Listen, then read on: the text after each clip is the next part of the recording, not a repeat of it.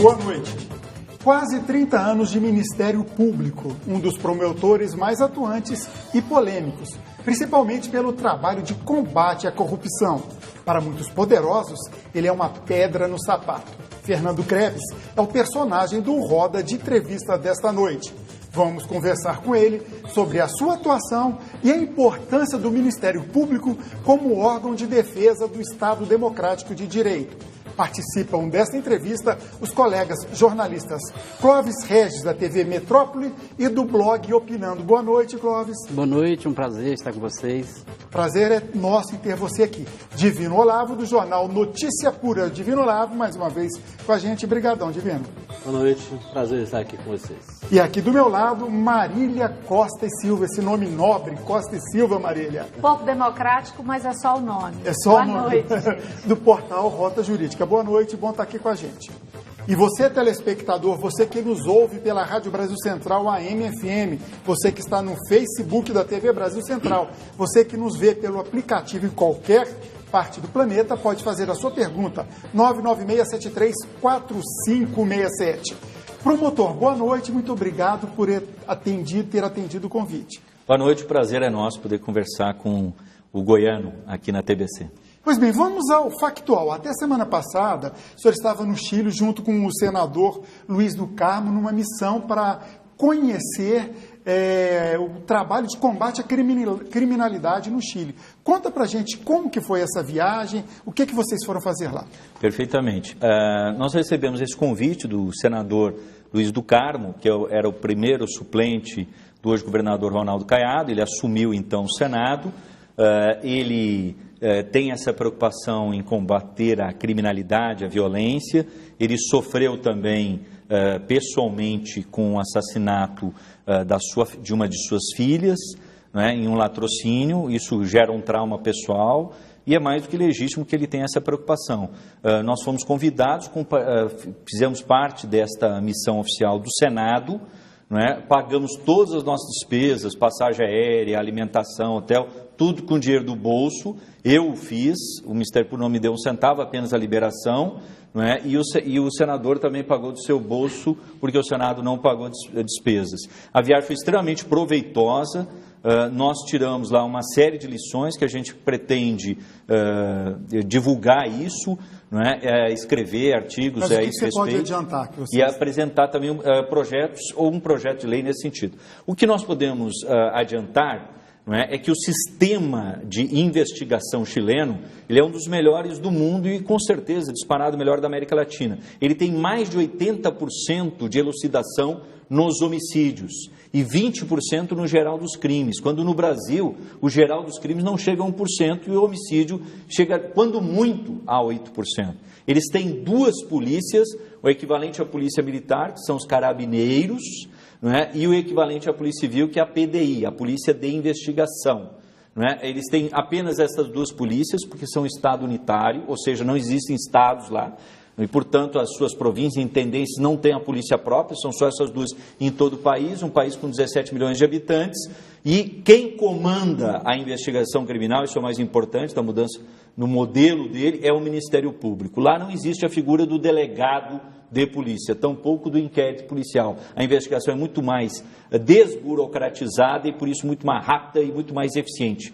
E, além do mais, eles têm muita tecnologia na hora da investigação. Deve ficar mais barato também, né, procurador? Não tenha dúvida, é muito mais barato. Porque imagine você, Divino Olavo, que uma viatura da Polícia Militar chega a ficar 8, 10 horas parada numa central de flagrante, porque Goiânia tem 1.400.000 habitantes, não é? E tem apenas uma central de flagrante, já teve 4. Então a viatura fica lá parada para fazer um auto de prisão em flagrante, que é um ato burocrático, que ela mesma poderia fazer, e é o que se pretende no ciclo completo, que ela faça o TCO e também auto de prisão em flagrante, e encaminhe imediatamente direto, via online, para o Ministério Público, de forma digital. Não é? Evitando essa central de flagrantes e a perda do tempo, de tal maneira que a viatura policial, não é? O policial munido de câmera, ele já faz a filmagem do local do delito, já entrevista a vítima, qualifica a vítima, endereço, colhe o depoimento da vítima e de todas as testemunhas do local. Ele tem a melhor das provas, que é a prova do momento em que está quente o local do crime. E por isso que a elucidação de crimes no Chile é altíssima. E no Brasil é uma tragédia. Porque aqui vai tudo para a Polícia Civil, lá se burocratiza, vai se ouvir a testemunha. Quando se ouve, daqui a 1 ano, 2 anos ou mais, ela já esqueceu de tudo, de quase tudo, não é localizada. Então, chegou no ponto que eu queria ver com você. Se reclama da morosidade no julgamento dos processos aqui no Brasil, porque ações levam anos para serem julgadas. Mas será que no Ministério Público, por exemplo, onde você atua, não tem morosidade também? Vou te dar um exemplo, só 2, às vezes até 3. Em fevereiro você fez 2 denúncias por improbidade administrativa por fatos que aconteceram em 2017. Um envolvendo aquela incentivo fiscal para o Grupo Novo Mundo, outro para aqueles isenção de PVA para Centro de Formação de Condutores. A doutora Leila apresentou uma denúncia por ato de improbidade também contra o Marconi, por perdão fiscal contra a JBS. A JBS, esse caso é de 2014, foi denunciado agora. Esses outros que eu citei antes são de 2017. Por que se leva tanto tempo para se denunciar? Porque tem essa morosidade, e nesse caso particular, eu até diria, Marília, que a morosidade é muito maior, na verdade. Nós temos casos muito mais antigos, porque nos faltam tudo, nos faltam meios, materiais e humanos. Até porque eu dizia para os meus alunos o seguinte, que no Brasil, uma instituição, quando ela funciona, Clóvis, né, se retira orçamento dela, recursos, vídeo que querem fazer agora com as universidades federais, são as melhores do país, querem retirar recursos 30% linearmente, sem nenhum critério técnico. Não é? Ao mesmo tempo, se retira pessoal também, não é? E o que se faz com a instituição que não funciona? Você aumenta o orçamento e aumenta a quantidade de pessoal. Então, o que aconteceu? Qual foi a instituição que teve corte no último orçamento? Foi o Ministério Público, 120 e poucos milhões de reais, e o TCE não teve nenhum. Mas o TCE é sabidamente a instituição mais ineficiente, não é, do Brasil. E aí não é só... Mas por que você demorou? Falta de recursos, por exemplo? É que está. Nesse caso, todas essas investigações envolviam o ex-governador. E a nossa lei, ela burocraticamente estabelece que a atribuição para a investigação é do Procurador-Geral de Justiça. E o anterior Procurador-Geral de Justiça não moveu nenhuma ação contra o ex-governador, porque ele era governador. E aí, promotor? E aí, promotor? Eu não disse. Promotor Fernando Crespo. Então, o que acontece? Só completando a pergunta dela, até para que você possa responder com mais clareza para o telespectador, exatamente isso, é que ela disse. As ações movidas agora, né, pelos promotores do Ministério Público, quer dizer, pela primeira instância do Ministério Público, contra o ex-governador, eles derivam de casos, de supostos crimes cometidos lá atrás, enquanto ele era governador. E aí a prerrogativa de processá-lo seria, então, da Procuradoria-Geral, ou do PGJ, no caso. Exatamente. Né? Aí eu pergunto para o senhor, então nós temos 2 Ministérios Públicos, um da Constituição, que defende os interesses da sociedade, e outro do governo, aquele que serve ao governante de ocasião? Boa pergunta. Nós temos uma lei que, a meu juízo, até de forma inconstitucional, estabelece esse foro privilegiado em matéria civil, que na verdade não existe, porque a Constituição estabelece foro criminal, né? Que estabelece que cabe ao Procurador-Geral de Justiça a investigação e o processo do governador do Estado. O que ocorre? No nosso sistema de federação, né, nós criamos grandes paróquias locais. E aí criamos 2 polícias, muitas vezes somadas não dão uma. Criamos um judiciário estadual, um Ministério Público estadual e criamos a figura do governador, que em alguns casos se transforma em imperador, sobretudo quando ele é reeleito. Né? Temos o caso histórico do Maranhão, temos de outros estados também, e o resultado é que essas instituições estaduais, por dependerem, né, de aprovação da Assembleia Legislativa, de orçamento do governo do Estado, elas acabam agindo em relação aos prefeitos, que ela não depende, e pecando na ação em relação ao governador do Estado. Aí, teríamos que rever o sistema. Quando os casos são denunciados e chega a ter uma solução pela justiça, o cidadão já esqueceu o que aconteceu e o motivo da condenação. Exatamente. E ainda existem aqueles que condenam quando o promotor, segundo eles, midiático, né, noticia a ação judicial, né? Porque, na verdade, muitas vezes a sanção é a ação judicial. Mas o Ministério Público não tem sido um pouco midiático ultimamente, não? Não, eu acho que ele tem... Não, eu acho que não. Eu acho que ele presta contas do que ele faz, não é? E quando ele está exercendo a sua função, ele tem esse dever de prestar contas, né? Sim, mas você eu digo numa operação, levar câmera, chamar a imprensa, às vezes chamar para um depoimento. Eu não tenho medo das câmeras, nem da luz do dia. Eu tenho medo da escuridão e da ditadura. Nela não tem câmera. Aliás, promotor, o Ministério Público brasileiro tem sido acusado por ministros dos tribunais superiores, por exemplo, do Supremo Tribunal Federal, o próprio ministro Gilmar Mendes, de vez em quando, fala alguma coisa nesse sentido, outros ministros também falam, que o Ministério Público é muito espalhafatoso mesmo, chama muito a atenção. Midiático. Eu diria que há também membros de Suprema Corte que também são muito midiáticos e espalhafatosos, e até mal educados, né? Então, o que nós temos claramente no país hoje, muito claro, quem defende a justiça e a punição de corruptos e picaretas e a redução da corrupção no Brasil, e quem é contra. E os que são contra o Ministério Público. Ninguém pode ser contra uma instituição. Já viu alguém ser contra a polícia? Só bandido que é contra a polícia. Sobre essa questão midiática, tem se criticado muito as conduções coercitivas.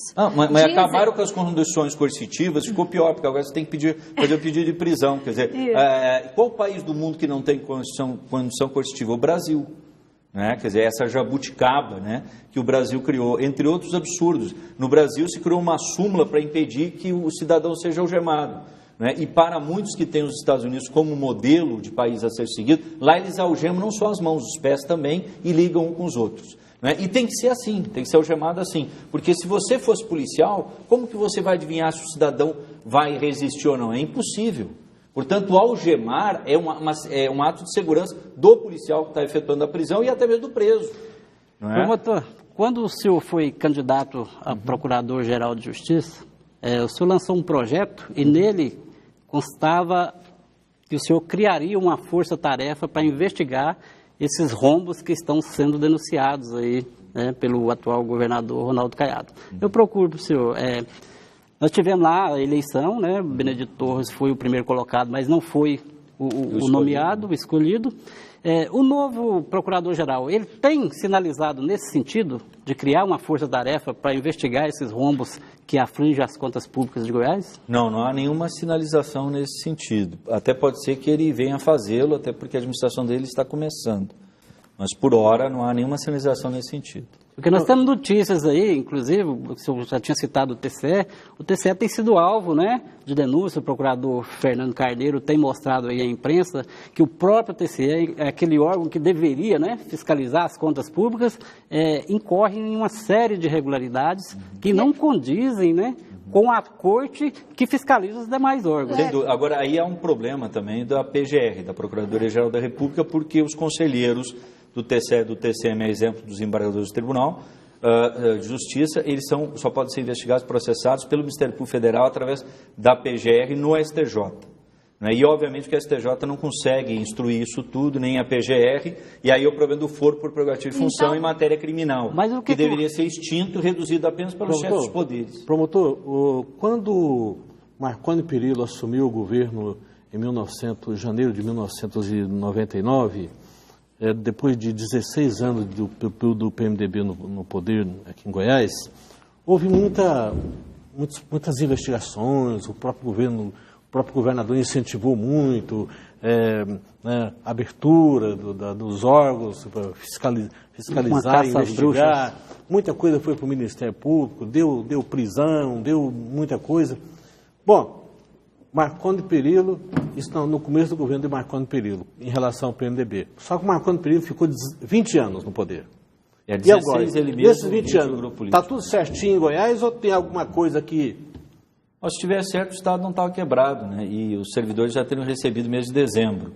Não é? Claro que não está certo, né? Agora, o que falta é investigação. E como você mencionou, algumas investigações foram feitas, mas muito pouco. Até porque, via de regra, no Brasil, quando há sucessão entre governos, seja o prefeito, o governador, o presidente, normalmente não se investiga o passado. Né? O atual governador tem manifestado interesse em investigar o passado.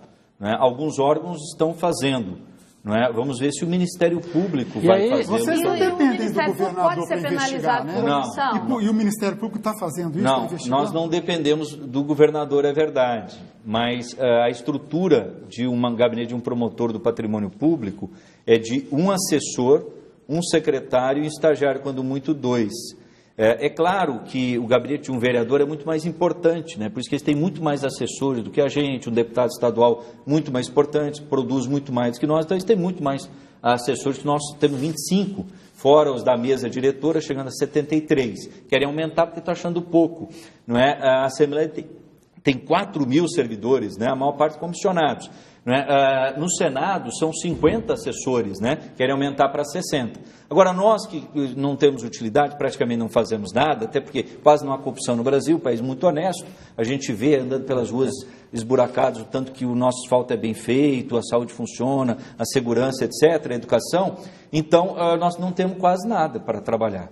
Então a estrutura é praticamente nenhuma, é muito pequena, é extremamente débil. E o que a gente faz lá é milagre.